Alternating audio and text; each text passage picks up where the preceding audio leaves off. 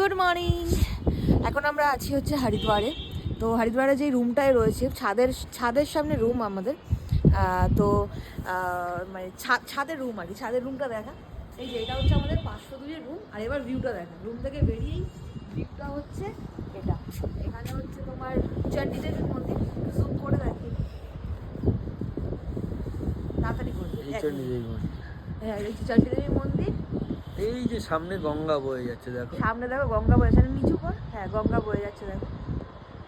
আর এই হচ্ছে মনসা দেবীর মন্দির। আর ঠিক এরকম জায়গাতেই আমরা কালকে ছিলাম। এই যে ইন্দ্রাণী সারা সকালবেলা ওঠে না, খুব খুশি হয়েছে আজকে উঠে।